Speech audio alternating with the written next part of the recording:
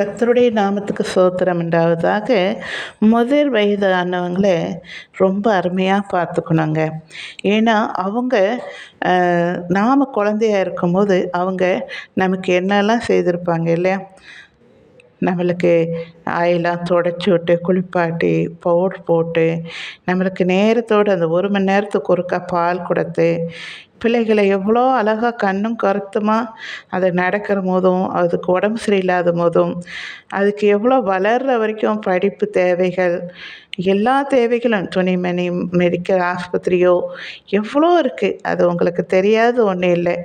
எவ்வளோ நல்லா பார்த்து பார்த்து பார்த்துக்கிட்டு வளர்ந்த பிறகு திருமணம் காரியங்கள், வேலை வாய்ப்பு எல்லாம் செலவு பண்ணி பிள்ளைகளுக்கு கல்யாணம் முடித்து இவர்கள் ஒரு வயசான காலத்தில் ஓய்ந்து இருக்கலாம் அப்படின்னு முதிர் வயதாகும்போது அவர்களை எவ்வளோ பேர் கவனிக்காமல் அவர்களை அப்படியே விட்டு விடுகிறார்கள். முதியோர் இல்லத்திலே விட்டு விடுகிறார்கள், ரோட்டில் விட்டு விடுறாங்க, எங்கேயோ கொண்டு போய் விட்டுட்டு அப்படியே வந்துடுறாங்க. அவங்கெல்லாம் நெட்டில் ஒவ்வொருத்தரும் சொல்லி அழும்போது ரொம்ப கஷ்டமாக வேதனையாக இருக்கும். அவர்களால் எந்த வேலையும் செய்ய முடியவில்லை என்றாலும் முதிர் வயது உள்ளவர்கள் வீட்டில் இருப்பது ஒரு ஆசீர்வாதம்தான்.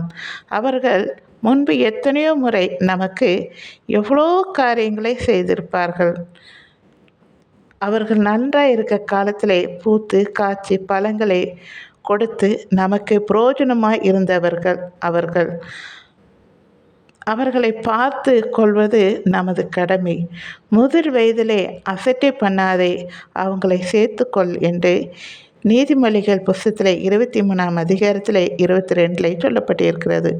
உன்னை பெற்ற தகப்பனுக்கு செவிக்கொடு, உன் தாய் வயது சென்றவளாகும்போது அவளை அசட்டை பண்ணாதே என்று சொல்லப்பட்டிருக்கிறது. உன் தாய் தகப்பனையும் கனம் பண்ணுவாயாக.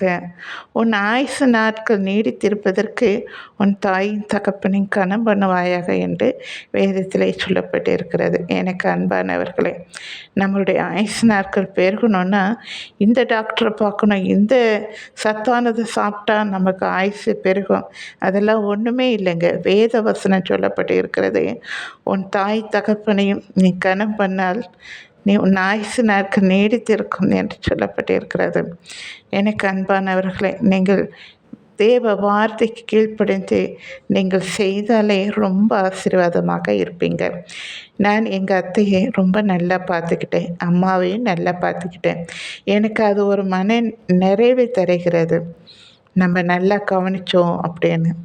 அந்த நிறைவு, அந்த சந்தோஷம், அந்த சமாதானம் உங்களுக்கும் வேணும்ல. நீங்கள் யாரையும் எந்த கஷ்டமும் படாமல் அவர்களை உங்கள் குழந்தையாக பாருங்களேன். நீங்கள் குழந்தையா இருக்கும்போது அவங்க எப்படி செய்தாங்களோ பார்த்து பார்த்து அதே மாதிரி பார்த்து பார்த்து அவங்களுக்கு க்ளீன் பண்ணுங்க, அவங்களுக்கு சோறு ஊட்டி விடுங்க, அவர்களோட ஒரு டைம் செலவு பண்ணிங்களேன், அவங்களுக்கு ரொம்ப சந்தோஷமாக இருக்கும்.